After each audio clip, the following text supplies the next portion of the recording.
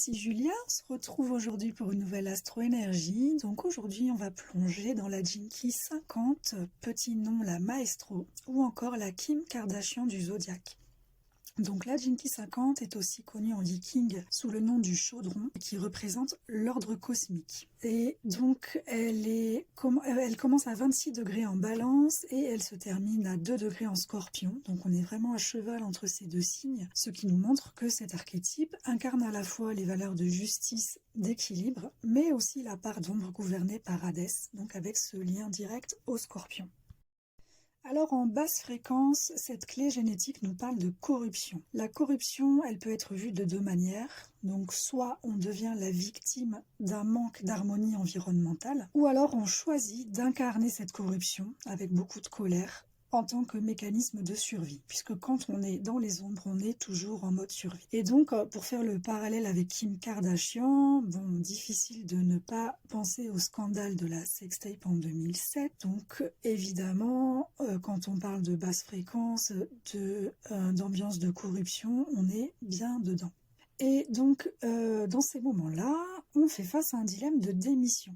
Le dilemme de démission, c'est quoi? Soit on se surcharge de responsabilités en essayant de maintenir l'équilibre social, donc on va vouloir être partout à la fois pour s'assurer que chacun soit nourri et pris en charge, donc pour réprimer la corruption par la force d'un devoir qu'on s'inflige, ou soit on choisit donc l'autre voie, c'est-à-dire l'irresponsabilité complète, et donc on devient l'incarnation même de la corruption. Vous l'aurez compris, cette clé nous parle beaucoup d'équilibre social, de relations sociales, puisqu'on est en balance, et aussi de hiérarchie. Et donc on se souvient que cette clé est partiellement en scorpion, donc gouvernée par Hadès, Hadès le maître des enfers.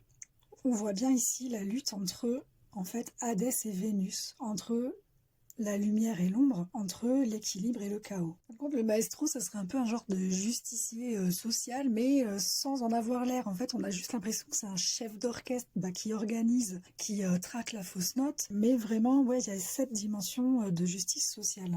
Et d'ailleurs, on refait le lien ici avec Kim Kardashian, qui, a priori, est un quand même assez bon exemple de justicière sociale, puisque elle a entrepris pas mal d'actions en justice. Donc du coup je me suis renseignée parce que je suis pas non plus une fan de Kim Kardashian, mais apparemment depuis plusieurs années elle a entrepris un vrai travail pour la réforme pénale aux États-Unis, où en fait elle utilise son influence pour rééquilibrer le système juridique, et notamment en militant pour la libération de détenus injustement incarcérés. Et elle aurait même étudié le droit pour contribuer à libérer des personnes condamnées à tort. Donc ce travail montre bien comment elle est passée par la corruption, qu'elle en est sortie et qu'elle est devenue maintenant une figure de rééquilibrage social. Elle incarne vraiment bien ces énergies-là de maestro.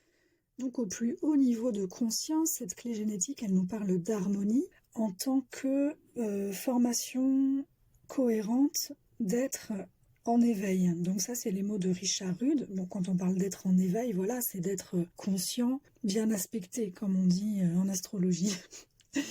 Et à ce stade-là, toute forme de corruption ou d'ombre, en fait, se dissout dans l'unité.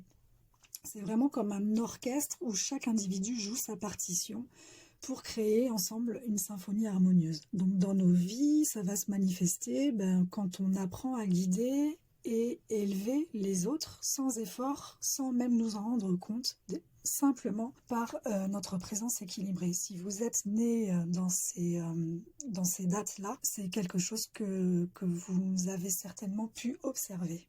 Donc la clé génétique 50 est en opposition, donc en partenariat aussi, avec la clé numéro 3, donc l'éternel enfant. L'éternel enfant nous apprend à sortir du chaos pour atteindre l'innocence en passant par le don de l'innovation. Donc on se souvient comment le chaos et la corruption s'enclenchent et se répondent, comment l'équilibre et l'innovation s'appellent et se répondent, et comment donc l'innocence et l'harmonie, pareil, s'enclenchent et se répondent. La maestro est également en résonance harmonique avec la nourricière, donc la clé numéro 27. Elle communique à travers le canal nourricier pour nous apprendre à sortir de l'irresponsabilité.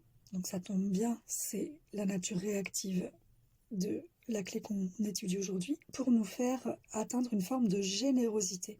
Donc toujours, on se rappelle Kim Kardashian, justice sociale, générosité. Ça c'est vraiment pour illustrer, mais on n'est pas forcé de se calquer sur la vie de cette femme, hein.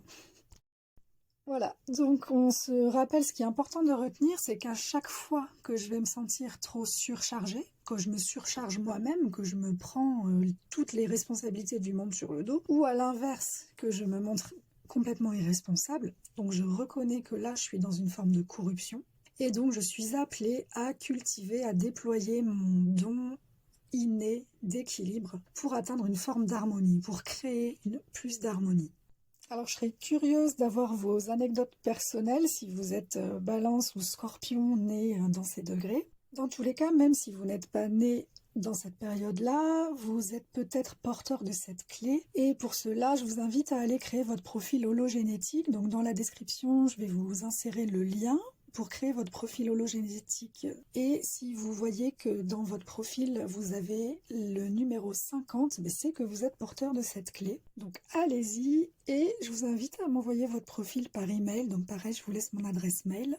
Merci d'avoir écouté cet épisode et si vous avez aimé, n'oubliez pas de partager avec vos amis astrologues. On se retrouve la semaine prochaine pour une nouvelle astro-énergie. En attendant, prenez soin de vous. Ciao, ciao!